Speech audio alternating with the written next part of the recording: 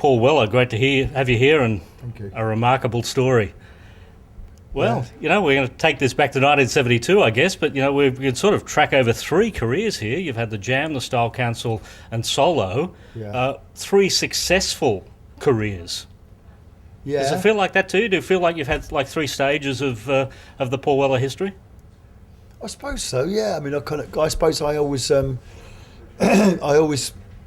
kind of think of them as being, with the Jam being my teenage years, and then me sort of growing up a little bit more in the Style Council, and my solo career sort of starting around the same time I was sort of 30. So I guess I sort of see it in my stages of development as a person as well, to some extent. Yeah, I guguess a lot of artists crave that smell of success.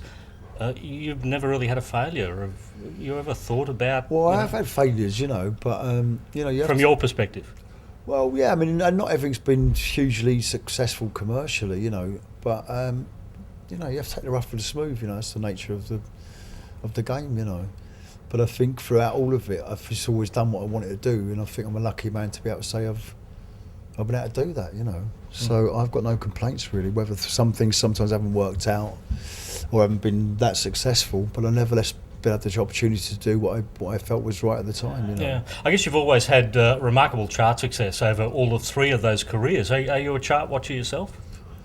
Well, I am when I've got a record out, yeah, but not otherwise. But I mean, there was a time when I used to follow the top 20 or top 40 or whatever avidly. But I don't know if it's got the same importance anymore. I couldn't tell you who's in the charts anymore, unfortunately. But it's I don't know what it's like in Australia, but in the UK, I don't know if people follow the charts that much anymore. I'm not sure, It's all different now with the whole download culture and that. So I couldn't even tell you who's number one as I used to be able to. But so I don't follow it, apart from when I got a record out and to see how my record's doing, I suppose. Yeah, I guess you've always been a prolific writer as well, with the exception of a couple of years, sort of after about 2005. Did it dry up for you after around that time? Well, I've always had times when I haven't written so much or I haven't written at all.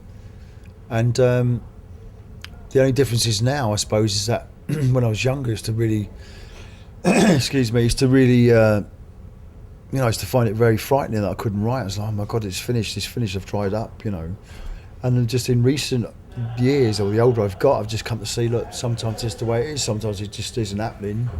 So now I'm prepared just to sort of sit and wait and waiting for it to come round again, I know it'll always come back if it's meant to. But I think, I could look back over the last 30, whatever many years it is, and there's always been times I haven't written. It just hasn't come to me, I haven't felt like it. And then a month later or a year later, whatever it may be, I might have gone out and written 26 songs or something. Do you know what I mean? It's just, for me, there's no sort of rhyme or reason about it, really. It just happens, it comes to me, and that's it. So when 22 Dreams started to kick in, did it flow in? Yeah, definitely, yeah. I mean, we started off like I guess we have in the last few records, where we start off with, I might have, 5 or 6 songs, and all of a sudden, after 2 or 3 days in the studio, you come out, you've got 10 songs, and it just goes on from there, really. When I was looking at your influences, I see the Beatles in there, the Who, the Small Faces, and you seem to have skipped over the Stones. Well, all those bands you mentioned, I mean, they're all my most formative and earliest influences when I was a little kid, in the sort of mid 60s onwards. They're the people that kind of got me into music in the first place. The Stones are in there, definitely. Yeah, I loved them. I loved all the singles from that time. I never liked anything particularly after that. But when I was like 8 or 9, 10 years old or whatever, I mean, I just loved I knew every record in the top 20, top 30, and I probably liked most of them, I guess. But they're all those influences, they're all the things that got me into music in the first place.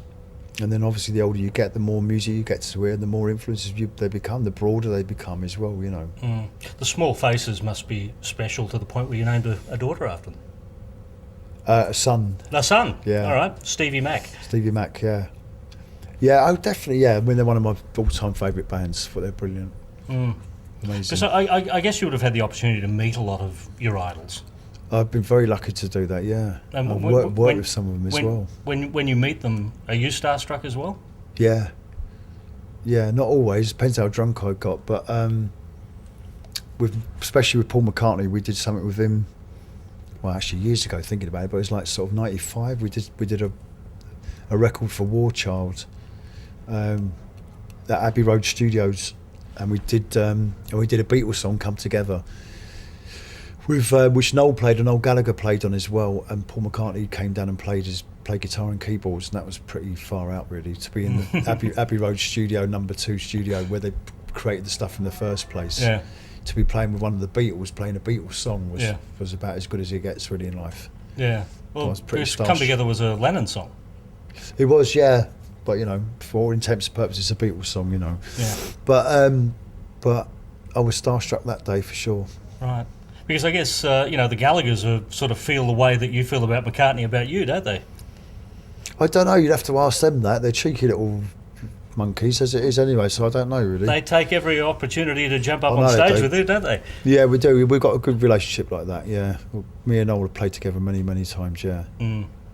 I've sort of lost count of the number of releases that you've had over the years. So you don't have a collection at home where you've got, you know, the Jam, the Style Council, the solo, all back to back? I have got them somewhere, but I don't know where they are. I've moved house so many times in the last few years. They're in a box somewhere probably. Yeah. I don't really listen to my old stuff if I can help it. I like what I'm doing now. I always listen to what I'm working on at the time, really. Well, let's talk about Wake Up the Nation then. You know, how exciting was that to get back in the studio and start working on that record? It was great, you know. I mean, we had very amazing success on 22 Dreams, which was the album before this one. Well, in the UK anyway, it was done really well and people really seemed to love it. And it seemed fairly quick that we were back in the studio and working on this new record on Wake Up the Nation, you know. I mean, I don't know how long it was, but it felt like it was a really pretty quick process, really. And, you know, again, you know, we started work, we had like, well, I think we only worked for 2 or 3 days recording, and we had like 8 tunes again, and it was just kind of, wow, we've got another album we're going on here.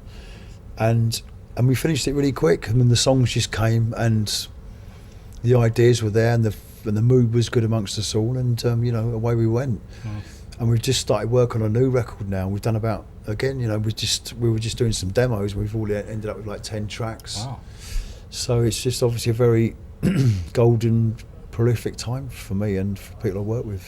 What about the track Aim High? It sort of harks back to the Style Council sound, doesn't it? Yeah, I guess it does, yeah. Were you channeling back that I wasn't thinking that, but I mean, I could obviously see the reference to it. I don't know, I suppose because of the soul kind of influence in the song, I guess, you know, with a lot of the Style Council stuff was very soul influenced, and I guess that's the meeting point, really. 7 and 3 is the striker's name, Kevin Shields in there, and yeah. Again, another collaboration. It's not often you bring somebody else into, you know, working on one of your records. No, it's only been in recent years I've started to do that. I mean, we had a few different people coming on 22 Dreams, but I just really enjoyed it. I just like, and especially the fact that you wouldn't necessarily think that, you know, expect Kevin Shields to be on one of my records, you know. I like the fact we've got disparate styles of music, but we can work together, you know. Yeah.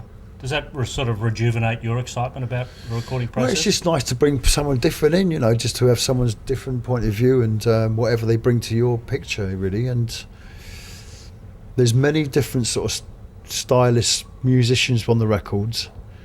There's an ace veteran session drummer called Clem Catini who plays on a couple of tracks on the record, or one track on the album, which people might not be familiar with in Australia, but he's played on just countless records over the decades. Who's in his 70s, who came and played on one track on the album. It was amazing to get him in doing it, you know. So there's all different kinds of people, and I like that. I like the fact you can bring these different styles of musicians in, you know. You're starting to pepper Style Council songs, jam songs through your current set list now, and have been doing so for a couple of years now. What sort of memory does that bring back to you when you get to perform those on stage these days? Well, I kind of get off more on the reaction of the people when we play them old songs. They mean an awful lot to people, and I kind of get off on that more than any kind of personal memory. I like to see the joy in people's faces when we play those old songs. I wouldn't like to play a whole set like that because I think that would be something else again. But we do, you know, half a dozen, maybe more, I don't know, spread throughout the set amongst the new stuff. And I just like the kind of the euphoria, the mood that it gives people. When you do A Town Called Malice, does it feel like a jam song? Does Shout to the Top feel like a Style Council song, or are they just all Paul Weller songs to you? Well, they're all Paul Weller songs. It's me talking about myself in the third person, but they're all my songs, you know. But I think with something like Town Called Malice, it's almost like sort of public domain, really, when you play a song like that. It's like it belongs to the people, and as long as I can still have my royalties. But it feels like it belongs to the people. It's kind of transcended its time and where it's from, I think, and it's travelled well, you know. December 11, 1982, does it mean anything to you? No, should it? The last jam concert. Right, sorry, yeah. Not really. I wouldn't even sort of thought. I can't remember when it was, to be honest. But you're not an anniversary type of guy. Not really. I'm not a nostalgic person either, really. But it was. I felt sad around that time because I felt sad for the fans. People were genuinely devastated by us breaking up or me leaving, whatever you want to look at it. And I don't think the other two band members were too happy either, But everything in life changes. everything has to move on, Nothing can stay the same. And I personally felt liberated. I felt free again. I felt young again, and I needed to do it, But you've often said that you'd never reform the band. No, not in a million years, no. Not for all the tea in China, as the old saying used to be. Or for all the fans in China. Yeah, or for all the millions that get offered every few years as well, that was a great time, and I look back on that period as being really special and a very formative time for me as a person and a musician, and a lot of love going on there with that band and the audience.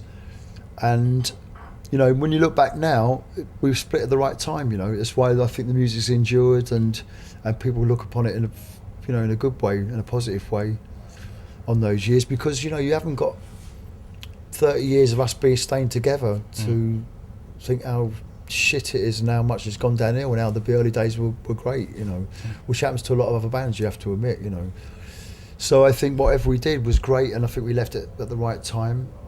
And I personally needed to move on and find other pastures, Yeah.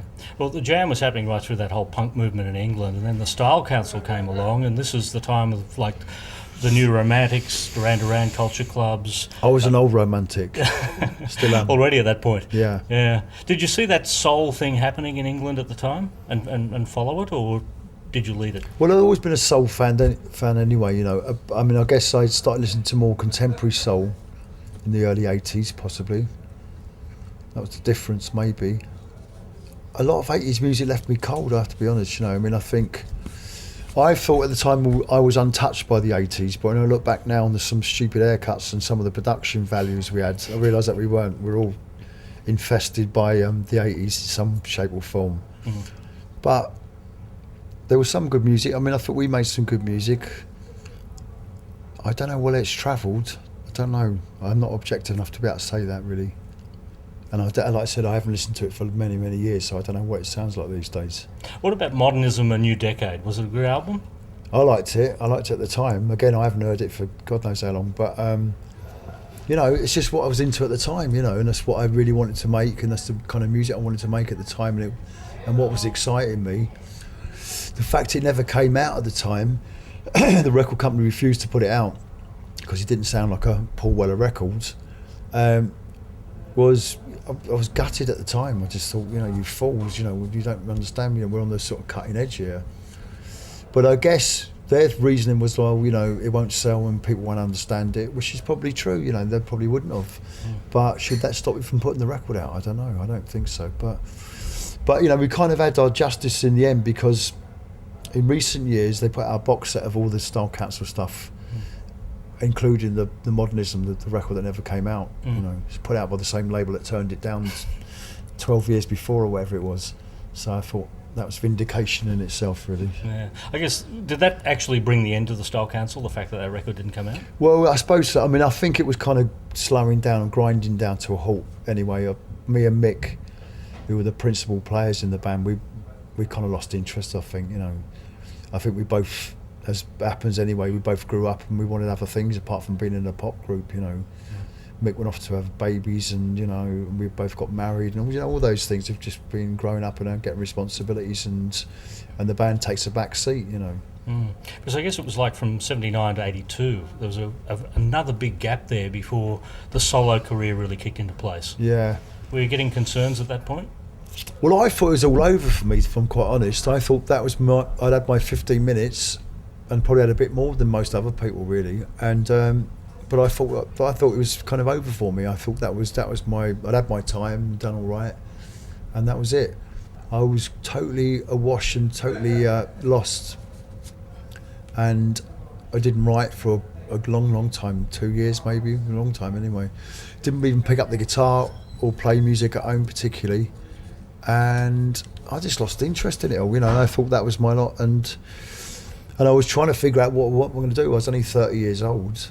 I was trying to think what I'm going to do for the rest of my life, because all I'd ever known was playing music and being in a band and touring and making records.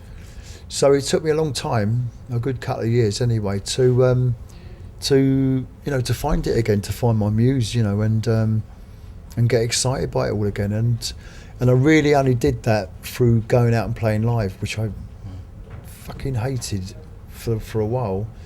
But I'm glad I went through that, because it was almost like starting again, I sort of had all this success and played to big audiences and all that, and all of a sudden I found myself going around to much smaller venues and playing to much smaller crowds, and it was just that feeling of starting again, But it was a good lesson to learn, and I think it stood me in good what's the expression? Good stock, whatever the expression is. Over the last 20 years or so, it was important for me, because I was so far up my own arse prior to that.